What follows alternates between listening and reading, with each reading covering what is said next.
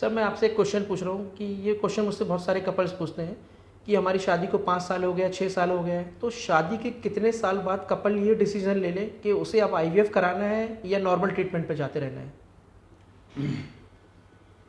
ये बहुत एक रिलेटिव क्वेश्चन है और मेरा जो आंसर रहता है, तीन आंसर होते हैं इसमें। एक होता है WAIT, that is wait, you just wait. दूसरा होता है रीज़न का find out the reason why it is not happening, and third is IVF। Now this application of choice, what type of treatment they want to have, either they should wait or they should have investigation and laparoscopy and treatment of repair of those things which are at fault, or they take a bypass, that is IVF.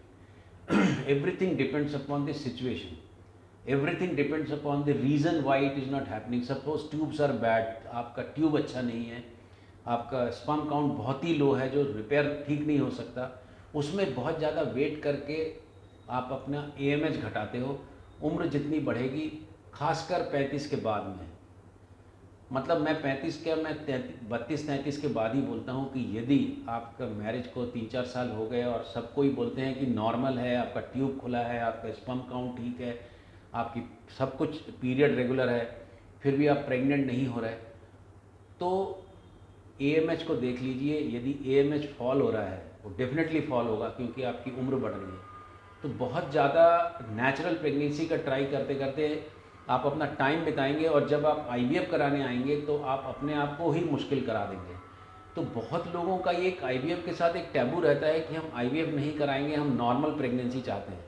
हम भी चाहते हैं कि आप naturally pregnant हो जाए, but when it is not happening then you come to us. तो हमारे पास में भी एक चॉइस ऐसी होनी चाहिए कि मैं आपको करेक्ट आंसर दूं कि अब आपको क्या करना चाहिए। हो सकता है कि वो वाला जो चॉइस वो आपको पसंद ना आए, क्योंकि मैं प्रो IVF हूँ, मैं एग्रेसिव हूँ। क्यों? क्योंकि जितनी कम उम्र में आप ट्रीटमेंट देंगे उतना प्रेगनेंसी का चांस बढ़ेगा।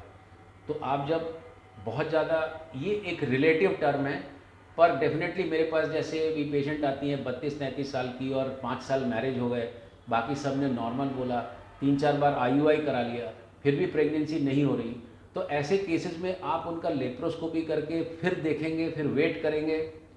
नॉर्मली मैं अवॉइड करता हूँ, मैं उनको पहला IVF का सलाह देता हूँ, फिर लेप्रोस्कोपी या दूसरे इन्वेस्टिगेशन, जिसमें कि आप फिर ट्रीटमेंट लेके फिर वेट करिए।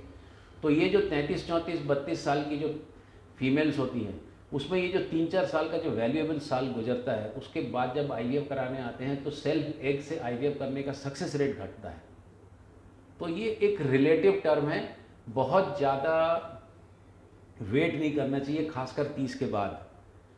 30 के पहले यदि आपका AMH ठीक है तो आप थोड़ा बहुत वेट कर सकते हो, बट यदि AMH कम है, यदि आपका AMH 2 से कम होने लगा है, तो बहुत ज़्यादा वेट मत करिए, क्योंकि फिर प्रेगनेंसी होने में मुश्किल होगी। तो एक रिलेटिव टर्म है एज, AMH, स्पर्म काउंट। यदि ये प्रॉब्लम में आ रहे हैं तो don't wait too much, go for aggressive treatment, खासकर उन केसेस में जिसमें हम पॉलीसिस्टिक ओवरी भी देखते हैं।